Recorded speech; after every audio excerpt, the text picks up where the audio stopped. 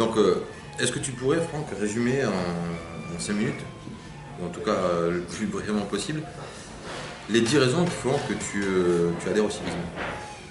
Alors la première, une seule classe sociale, voilà, l'égalité, en devoir et en droit.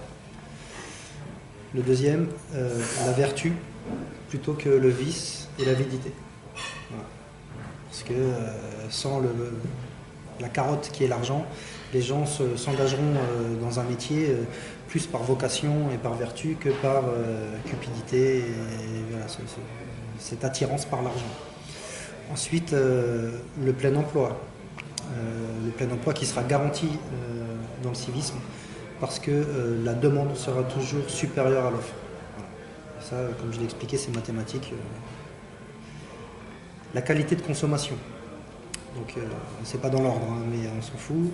La qualité de consommation, parce que nos commerçants seront obligés quelque part de... Entreprise et commerçant.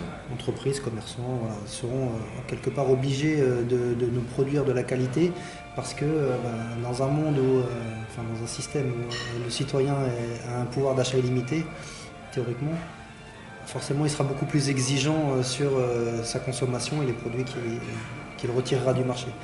Se dirigera naturellement vers des produits de meilleure qualité. Donc ce qui exigera forcément des commerçants qui produisent de la qualité. L'ultra-compétitivité au niveau international.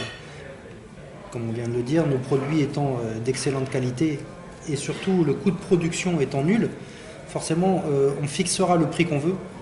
Les pays étrangers ne pourront pas s'aligner sur nos prix, ni en termes de prix, ni en termes de qualité. Donc forcément, on les vendra comme des petits pains et on rentrera de l'argent très, très aisément.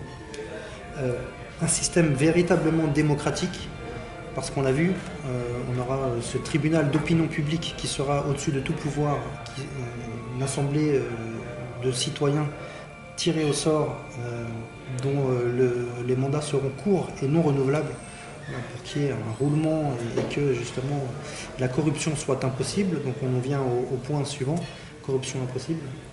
Je pense qu'il faut quand même dire, encore une fois, que ce sera démocratique parce que le système sera égalitaire. Contrairement à un système inégalitaire qui est par définition oligarchique. C'est vrai. Donc la corruption, qui sera impossible puisqu'on fonctionnera sans argent, et sans argent est quand même très compliqué. Enfin, il faudra m'expliquer comment, mais sans argent, convaincre un juge, un élu, un policier ou même un citoyen lambda, allez-y, mais moi je vois pas comment.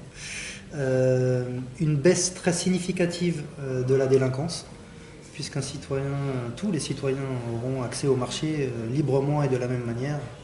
Voilà, ce que peut se procurer un peut se procurer l'autre. Pourquoi aller agresser un citoyen et lui prendre ce qu'il a, le dérober, alors que de toute façon il peut se le procurer lui-même.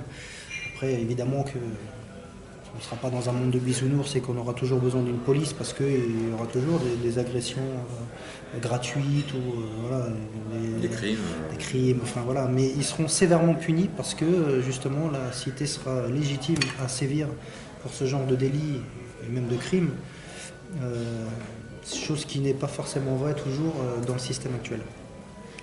C'est pour moi la meilleure alternative au capitalisme dont la mort est programmée. Parce que une fois que le capitalisme, une fois qu'on sera sorti du capitalisme, il va bien falloir s'organiser autrement. Et pour moi, le civisme, pour toutes les raisons qu'on vient d'énumérer, est la meilleure solution. Et enfin, une France fière et patriotique. Et ça, c'est quelque chose qui nous manque cruellement aujourd'hui, c'est qu'on est composé de beaucoup de Français qui ne sont pas Français de cœur, ils sont Français de papier malheureusement. Et même ça, de souche. Même les Français de souche. C'est dramatique ça. Ouais, ouais. Et donc le civisme rendra la France fière, patriote, et fera en sorte que ce qu'elle le soit. Voilà.